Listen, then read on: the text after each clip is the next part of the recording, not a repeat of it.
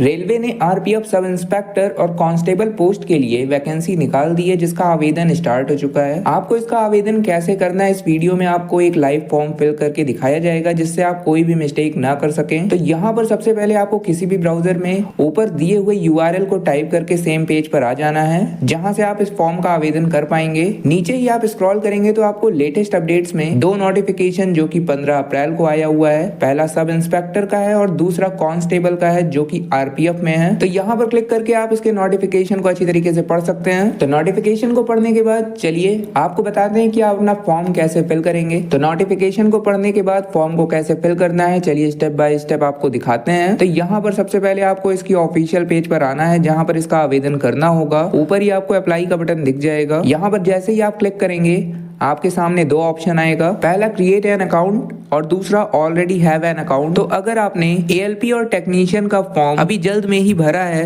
तो आपने इस अकाउंट को क्रिएट किया होगा, तो आपको directly already have an account पे जाना है और लॉगिन करके अपने फॉर्म का आवेदन कर लेना है। और अगर आपने एएलपी और टेक्नीशियन के पोस्ट को अप्लाई नहीं किया है तो आपको इसमें एक अकाउंट क्रिएट करना होगा। उसके बाद ऑलरेडी हैव एन अकाउंट में जाने के बाद अपने फॉर्म को फिल करना होगा। तो चलिए यहाँ पर एक अकाउंट क्रिएट करके भी दिखा देते हैं। मान के चलते हैं कि आप एक न्यू यूजर हैं, तो यहाँ पर एक अकाउंट क्रिएट करेंगे। उसके बाद आपको लॉगिन करके फॉर्म का आवेदन करना भी सिखा देंगे। और अगर आप एक ओल्ड यूजर हैं तो आप 1 मिनट का समय दें, 1 मिनट बाद आपको लॉगिन करके आगे का फॉर्म कैसे फिल होगा वो बताते हैं। तो यहाँ पे क्रिएट एन अकाउंट पे क्लिक करके एक अकाउंट क्रिएट करते हैं। यहाँ पे जैसे ही क्लिक करेंगे आपके सामने एक नोट आ जाएगा, जिसमें साफ साफ वही चीज लिख गई जो कि मैंने ऑलरेडी आपको बता दिया है कि अगर आपने एएलपी और टेक्नीशियन का पोस्ट अप्लाई किया था तो आपको दोबारा रजिस्ट्रेशन की जरूरत नहीं है, बल्कि यूजर नेम एंड पासवर्ड से आपको डायरेक्ट लॉगिन करना है और अपने फॉर्म को फिल करना है। तो यहाँ पे मैं अभी के लिए ओके करता हूँ। ऐसा करते ही आपके सामने रजिस्ट्रेशन का फॉर्म ओपन हो जाएगा, जिसमें आपको नेशनैलिटी सेलेक्ट कर लेना है। नीचे आपसे पर्सनल इन्फॉर्मेशन में आपका फुल नेम एंटर करने को कह रहा है, साइड में आपको रीटाइप करने को कह रहा है। यहाँ पर हर एक डिटेल को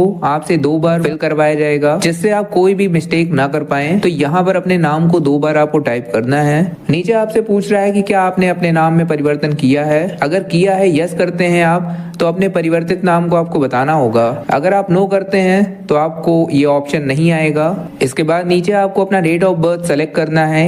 एक कैलेंडर ओपन हो जाएगा, जिसमें आप अपने डेट ऑफ बर्थ को सही फिल कर दें। साइड में आपको अपने डेट ऑफ बर्थ को रीटाइप करना है। नीचे आपको जेंडर सेलेक्ट कर लेना है। इसके बाद फादर्स नेम, मदर्स नेम आपको बताना है और हर एक डिटेल को आपको यहाँ पे 2 बार टाइप करना है। इसके बाद नीचे आपको आधार वेरिफिकेशन में अपने आधार नंबर को फिल करना है। वेरीफाई यूजिंग आधार पे क्लिक करना है, आपका आधार वेरीफाई हो जाएगा।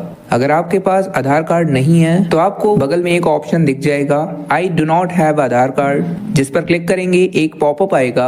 आपको वापस से I do not have Aadhaar card पे क्लिक करना है। ऐसा करते ही आपके सामने ऑप्शन आ जाएगा, जिसमें आप किसी अन्य डॉक्यूमेंट को जो कि आपकी आईडी प्रूफ हो सेलेक्ट करके उसके document number, issuing authority, place of issue और इशूइंग डेट आप बता सकते हैं। इसके बाद नीचे आपको ईमेल एड्रेस फिल करना है, ओटीपी जनरेट करना है। ईमेल पर आपको एक ओटीपी आ जाएगी, जिसको आपको केवल यहाँ पर फिल कर देना है। नीचे मोबाइल नंबर फिल करना है, ओटीपी जनरेट करना है, ओटीपी फिल करना है। नीचे आपको पासवर्ड क्रिएट करना है, जिसके लिए इंस्ट्रक्शन आपको ऊपर ही मिल जाएगा। पासवर्ड को क्रिएट करने के बाद साइड में आपको कंफर्म पासवर्ड में अपने बनाए हुए पासवर्ड को रीटाइप करना है। नीचे कैप्चा फिल करना है और एक बार के लिए आपको प्रीव्यू देख लेना है। जैसे ही आप preview and create an account पर क्लिक करते हैं, आपके सामने आपके द्वारा दी गई डिटेल वापस से आ जाएगी, जिसको एक बार आपको अच्छी तरीके से चेक करना है। कोई भी गलती पाई जाती है तो सबसे पहले आपको उसका सुधार करना है। अगर गलती नहीं है तो नीचे चेक बॉक्स पे चेक करने के बाद आपको क्रिएट एन अकाउंट पे क्लिक करना है। इसके बाद आपके स्क्रीन पर एक पॉपअप मैसेज आ जाएगा, जिसमें आपको प्रोसीड करना है। आपका अकाउंट क्रिएट हो जाएगा, साइड में यूजर क्रिएटेड सक्सेसफुली लिख जाएगा। इसके बाद आपको डायरेक्ट लॉगिन पेज पे पहुंचा दिया जाता है, जहां पर आपको अपनी डिटेल फिल करके लॉगिन करना है और अपना फॉर्म का आवेदन कर लेना है। लेकिन यहाँ पर हम आपको होम पेज पर जाके दिखाएंगे कि कैसे आपको लॉगिन पेज तक आना है। तो आपको होम पेज पे क्लिक करना है। यहाँ पर आपको ऊपर अप्लाई के बटन पे क्लिक करना होगा। इसके बाद आपको ऑलरेडी हैव एन अकाउंट पे क्लिक कर देना है। ऐसा करते ही आप लॉगिन पेज पे पहुंच जाएंगे, जहां पर आपको आपकी डिटेल फिल करके लॉगिन करना होगा, जिसमें आप पहले बॉक्स में मोबाइल नंबर या ईमेल आईडी फिल कर सकते हैं। नीचे आपको पासवर्ड फिल करना है, कैप्चा फिल करना है और लॉगिन के बटन पे क्लिक कर देना है। ऐसा करते ही आप देखेंगे कि आपका डैशबोर्ड लॉगिन हो चुका है और आपके सामने इंस्ट्रक्शन का पेज आ चुका है। आपको सेकंड नंबर पे ऑनलाइन एप्लीकेशन दिख जाएगा, जिस पर आपको क्लिक करना है। ऐसा करते ही आपके सामने एप्लीकेशन फॉर्म आ जाएगा, जाएगा। सबसे पहले नंबर पे आपको 01/2024 दिख जाएगा जो कि आरपीएफ सब इंस्पेक्टर का पोस्ट है। अगर आपको इसे अप्लाई करना है तो चेक बॉक्स पे चेक करके नेक्स्ट करना है। सेकंड नंबर पे आपको 02/2024 जो कि कांस्टेबल का पोस्ट है। अगर आपको इसके फॉर्म का आवेदन करना है तो नीचे चेक बॉक्स पे चेक करके नेक्स्ट कर देंगे। तो कहने का मतलब है आप सब इंस्पेक्टर या कांस्टेबल जिस भी पोस्ट के लिए अप्लाई करना चाहते हैं आपको उसके नीचे चेक बॉक्स पे चेक करना है और नेक्स्ट के बटन पे क्लिक कर देना है। तो यहाँ पर आज की इस वीडियो में कांस्टेबल पोस्ट को अप्लाई करके दिखाएंगे। उसके बाद आपको सेकंड वीडियो अपलोड कर दी जाएगी जिसमें सब इंस्पेक्टर के पोस्ट को भी अप्लाई करके दिखाएंगे। दोनों ही पोस्ट पर आवेदन एक ही प्रकार से किया जाएगा।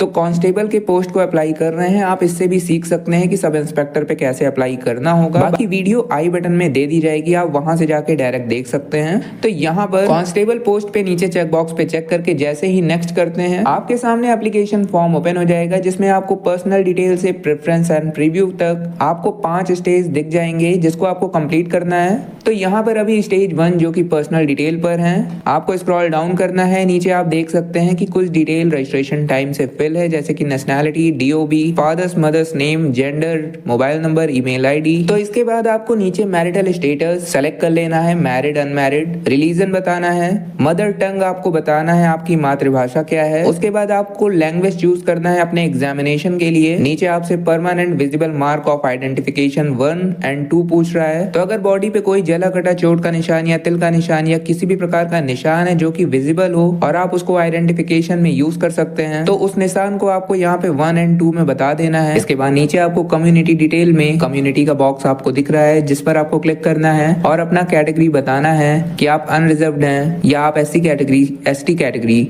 ओबीसी, ईडब्ल्यूएस किसी भी कैटेगरी से आते हैं। आपको यहाँ पर अपना कैटेगरी का सिलेक्शन कर लेना है। आप यूआर छोड़कर किसी भी कैटेगरी को सेलेक्ट करते हैं तो आपको कैटेगरी सर्टिफिकेट देना होता है। आप एससी, एसटी, ओबीसी, ईडब्ल्यूएस किसी भी कैटेगरी के हों आपको सर्टिफिकेट नंबर देना होता है। लेकिन यहाँ पर आपको ओबीसी अगर आप सेलेक्ट करते हैं तो आपसे एक क्वेश्चन किया जाता है कि क्या आप ओबीसी एनसीएल के अंतर्गत आते हैं या फिर नहीं। तो आपको यहाँ पर अपने हिसाब से यस या नो करना है। अगर आप एनसीएल के अंतर्गत आते हैं तो आपको यस करना है और अगर आप ओबीसी क्रीमी लेयर के अंतर्गत आते हैं तो आपको नो करना है और आपको सर्टिफिकेट डिटेल नहीं देनी होगी। लेकिन अगर आप ओबीसी एनसीएल के अंतर्गत आते हैं तो आपको सर्टिफिकेट डिटेल देनी होगी। और यहाँ पर अगर आप एससी कैटेगरी या एसटी कैटेगरी से आते हैं तो आपको ट्रेन पास के लिए भी एक एक्स्ट्रा ऑप्शन मिलता है जहां पर आपसे पूछा जाता है do you wish to avail free rail travel pass for the exam. तो यहाँ पर आप यस करेंगे, अपना नियरेस्ट रेलवे स्टेशन बताएंगे। आप किसी भी कैटेगरी से आते हो आपका कैटेगरी सर्टिफिकेट डिटेल आपके सर्टिफिकेट पे हर एक डिटेल मेंशन होती है। अगर आपको कोई भी क्वेरी है तो आप नीचे पूछ सकते हैं। Issuing authority, issuing state, issuing date, आपको हर एक डिटेल आपके सर्टिफिकेट पे मिल जाएगी। नीचे आपसे एड्रेस पूछ रहा है जिसमें आपसे प्रेजेंट एड्रेस और परमानेंट दोनों पूछा जा रहा है। तो आपको सबसे पहले अपने प्रेजेंट एड्रेस को फिल करना है, स्टेट सेलेक्ट करना है, डिस्ट्रिक्ट बताना है, अपने एड्रेस को टाइप करना है, विलेज, टाउन, सिटी आपको यहाँ पर टाइप करना है, पिन कोड बताना है। इसके बाद आपको अपना परमानेंट एड्रेस भी फिल कर देना है। अगर आपका प्रेजेंट ही परमानेंट एड्रेस भी है तो आपको नीचे सिंपली टिक करना है जहाँ पर लिखा हुआ है कि सेम एज प्रेजेंट एड्रेस। ऐसा करते ही आप देखेंगे ऑटोमेटिक प्रेजेंट एड्रेस आपका परमानेंट में टाइप हो चुका है। इसके बाद नीचे आपको सेव करना है और नेक्स्ट के बटन पे क्लिक करना है। ऐसा करते ही आप स्टेज 2 पे पहुंच जाएंगे। यहाँ पर आपसे एक्स सर्विसमैन डिटेल के बारे में पूछ रहा है। तो अगर आप एक्स सर्विसमैन हैं तो आपको यस करना है। अगर आप यस करते हैं तो आपको डिटेल देनी होगी अपने एक्स सर्विसमैन की। अगर नहीं है तो सिंपली आप नो करेंगे, आपसे कोई भी एक्स्ट्रा डिटेल नहीं लिया जाएगा। इसके बाद नीचे आपकी डिसेबिलिटी के बारे में पूछा जा रहा है। तो अगर आप डिसेबल्ड हैं तो यस करेंगे। Type of disability, disability category, nature of disability बताना है। अगर आप डिसेबल नहीं है तो आप सिंपली नो कर दें। इसके बाद आपसे पूछा जा रहा है कि आप ईबीसी सर्टिफिकेट होल्डर हैं या नहीं। तो अगर हैं तो यस करेंगे, नहीं है तो सिंपली आपको नो करना है। इसके बाद आपसे पूछ रहा है कि are you an employee of Indian railway. तो आपको अपने हिसाब से यस या नो करना है। अगर आप हैं तो यस करेंगे, अन्यथा आपको नो करना है। इसके बाद नीचे आपके name of current department organisation के बारे में पूछा जा रहा है। तो आपको यहाँ पे लिस्ट आ जाएगी, central government, state government, PSU.